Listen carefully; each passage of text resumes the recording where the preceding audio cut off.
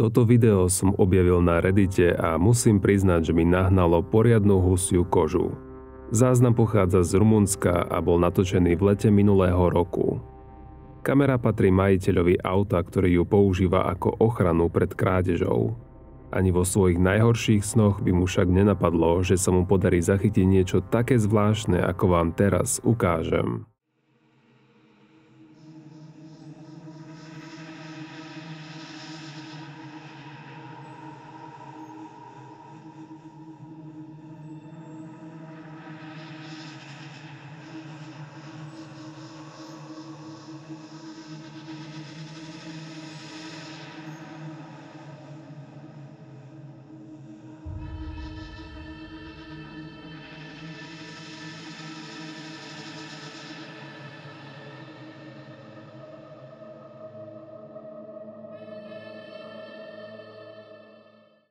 Spoza auta sa na zázname objavuje humanoidná postava, ktorú sa mi nepodarilo identifikovať ani po spomalení a úprave videa. V komentároch ľudia špekulujú, že to vyzerá ako stará babka, ktorá venčí psa, zatiaľ čo iní žartujú, že postava pripomína Jafara v podobe žobráka z rozprávky Aladín. Video pôsobí naozaj desivo a jeho mrazivú atmosféru ešte umocňuje fakt, že nikto nedokáže presne určiť, čo alebo kto sa na zázname nachádza. Kamerové záznamy sú občas ťažko použiteľné, pretože ľudia považujú aj muchu ako lietajúci orb, či dokonca ako dôkaz o existencii víl.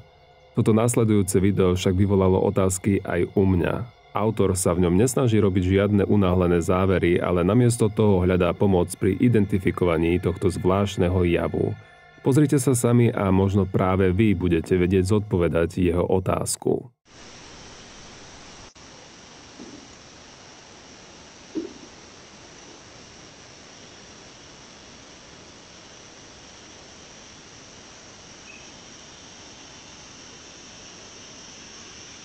V strede ihriska sa zrazu objaví akási dymová clona, ktorá sa pomalým, plynulým pohybom presúva na pravú stranu ihriska, až nakoniec zmizne za hranicou zorného poľa kamery. Spôsob, akým sa tento dym pohybuje, pripomína chôdzu. Niektorí komentujúci dokonca tvrdia, že clona má isté obrysy ľudského tela. Čo však pridáva videu na desivosti, je výška tohto dymového ducha.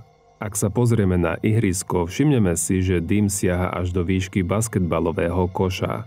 Keďže basketbalové koše bývajú zvyčajne vo výške približne 3 metrov, táto bytosť by musela byť rovnako vysoká. A to naháňa poriadnu hrôzu. Vždy ma zamrzí, keď narazím na zaujímavé video, ale chýbajú k nemu bližšie informácie. Toto video je jedným z nich, takže vás nechám, aby ste si naň urobili vlastný názor.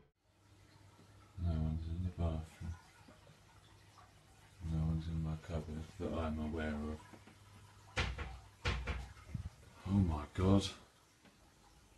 Fuck that. I swear one of these cupboards just went. It wasn't the same noise that usually happens, but one of these. Or maybe that. No, that won't go because it's got stuff in front of it. This is bullshit.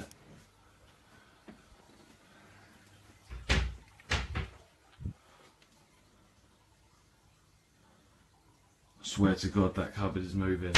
Oh my god. Oh shit. Right, that's it. I'm going. Oh my god. Muž na videu zažíval niečo, čo ho zjavne poriadne zmiatlo. Skrinky v kuchyni sa začali samé od seba otvárať a pri pohľade na miestnosť mám pocit, že je príliš malá na to, aby sa za skrinkami mohol ukrývať niekto iný. Navyše muž pôsobil, ako by sa s podobnými javmi už stretol, čo môže naznačovať, že nejde o prvý zvláštny incident v tejto miestnosti. Keby sa niečo také stalo mne, asi by ste ma po pár sekundách v dome už nenašli. A ako by ste reagovali vy? Mexiko je známe svojou bohatou kultúrou, plnou príbehov o duchoch a mýtických bytostiach, takže ma videá, ktoré odtiaľ pochádzajú, už len tak neprekvapia. Väčšina z nich býva nepoužiteľná a preto im málo kedy venujem svoju pozornosť. Toto video ma ale natoľko zaujalo, že som si ho musel pozrieť niekoľkokrát a napriek tomu stále nedokážem presne určiť, čo sa na ňom nachádza.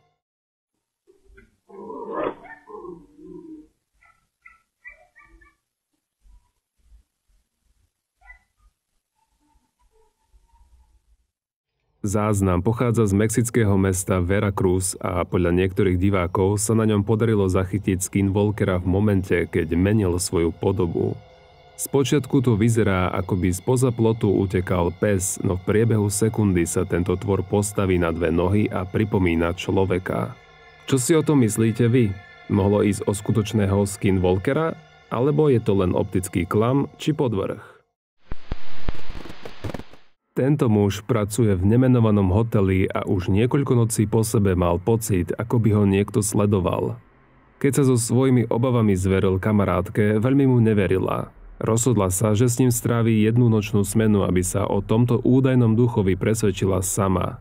Bytosť, ktorá autora strašila posledné noci, na seba nenechala dlho čakať. Keď ju opäť zahliadol, vytiahol kameru a rozhodol sa situáciu pre istotu natočiť.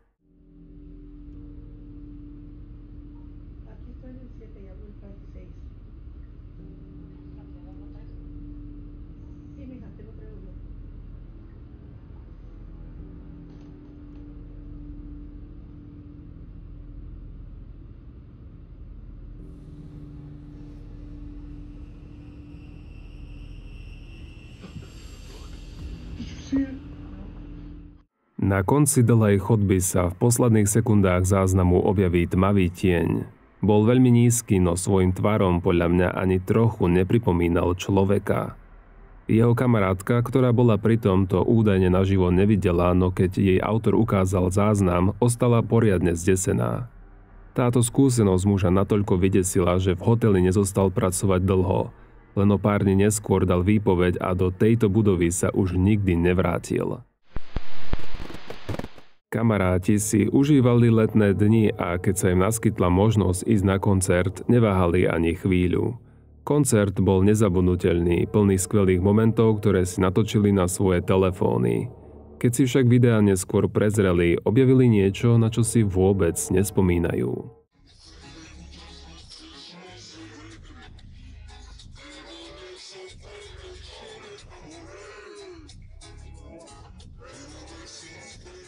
Autor videa zachytával okolie, aby zdokumentoval atmosféru a ľudí, ktorí si koncert užívali.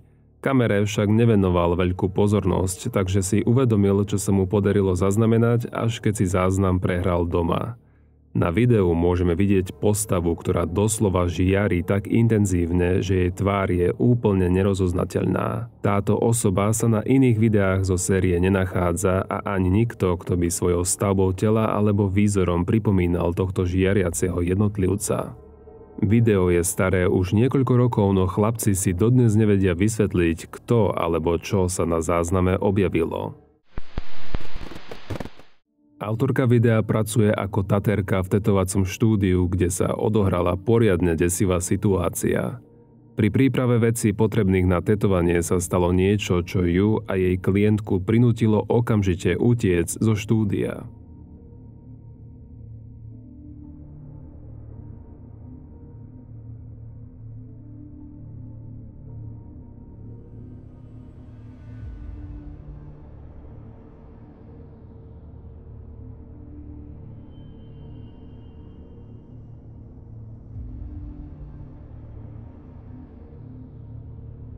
Zatiaľ, čo chystala pomôcky, stolík, na ktorom mala pripravené veci, sa jej z ničoho nič posunul spod rúk.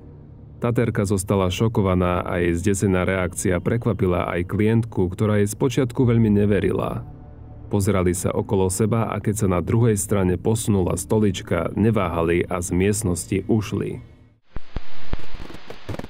Nasledujúce video som našiel na TikToku iba ako repost a hoci nie je celé, pôsobí poriadne mrazivo. Autorka vo videu tvrdí, že jeho koniec musela vystrihnúť, pretože bol pre túto platformu príliš nevhodný. Uviedla, že pokračovanie a iné podobné videá zverejňuje na Telegrame. Napriek tomu som sa rozhodol video použiť, pretože len ťažko sa dá vysvetliť, čo sa jej podarilo zachytiť.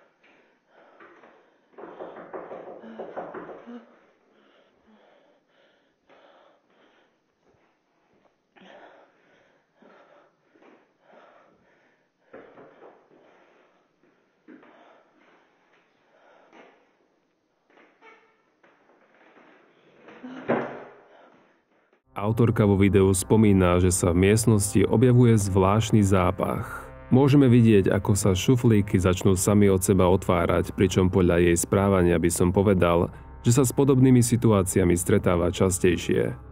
Hoci presný záver videa chýba, autorka spomína, že vystrihnutá časť zachytáva šuflík, ktorý sa otvoril a z ktorého údajne vytiekla akási tmavo-červená tekutina. Video, ktoré vám teraz ukážem, pochádza z Redditu, kde získalo mnoho pozorností. Autorka príspevku uvádza, že ide o video, ktoré jej poslal kamarát. Tento muž je vo svojom byte už 10 rokov, no každý jeden deň zažíva paranormálne javy. Aj keď je to dlhá doba, na takéto veci si človek zvyká len veľmi ťažko. This is a video my friend sent me. Move the crisp. Whoa! Whoa! You'll have seen me tag him. His name's King Smithy. He lives down south. He's lived in his flat for 10 years.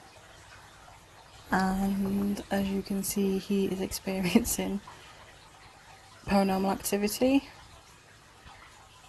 It's been like this from day one. Bullshit. This video he sent me is asking the entity to move the crisp packet. And at the end, I've zoomed in and slowed down because it freaks me out that you can actually see where this ghost is pushing it. It like indents the packet. No, that's just freaky, man. Hello. Okay, so I'm zooming in. I don't know what I did there. Can you see how it pushes in? What the fuck? So that's the first time it moves. And this is the second time when it gets like proper yeeted. Oh my god, that's so freaky. Na zázname vidíme, ako sa na zemi pohne vrecúško od čipsov a to nie raz, ale dvakrát. Samozrejme, prvé, čo človeku napadne, je, že vrecko mohlo posnúť silnejšie fúknutie. Avšak keď sa pozriete pozorne, všimnete si, že vrecko sa mierne stlačí, ako by na niečo zatlačilo a tak ho posunulo. Video pôsobí naozaj zvláštne, najmä keď vezmeme do úvahy, že autor videa tvrdí, že sa s podobnými vecami stretáva denne už celých 10 rokov. Hetman je jednou z najznámejších shadow persons, teda tieňových bytostí, ktorú počas svojho detstva videlo mnoho ľudí. Je výrazný svojim charakteristickým klobúkom a telom pripomínajúcim postavu oblečenú v kabáte. Podľa výpovedí tých, ktorí ho videli, nie je nebezpečný, zvyčajne iba stojí v rohu miestnosti a sleduje. Osobne som tento fenomén vždy považoval za pareidoliu, psychologický jav, pri ktorom človek vníma známe tvary v náhodných objektoch. Taký hetman by pokojne mohol byť iba kopa prádla v rohu miestnosti. Video, ktoré vám však teraz ukážem, na kopu prádla rozhodne nevyzerá.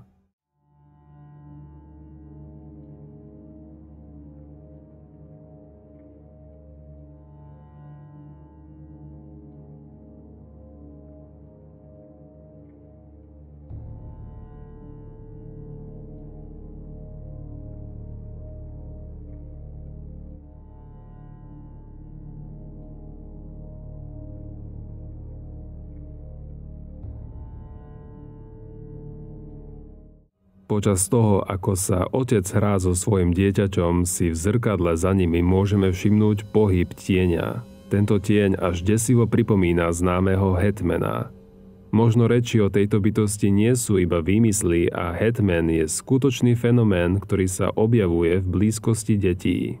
Otec vo videu spomína, že v ich dome sa podobné nevysvetliteľné situácie vyskytujú častejšie a práve preto si nainštalovali kamery do celého domu.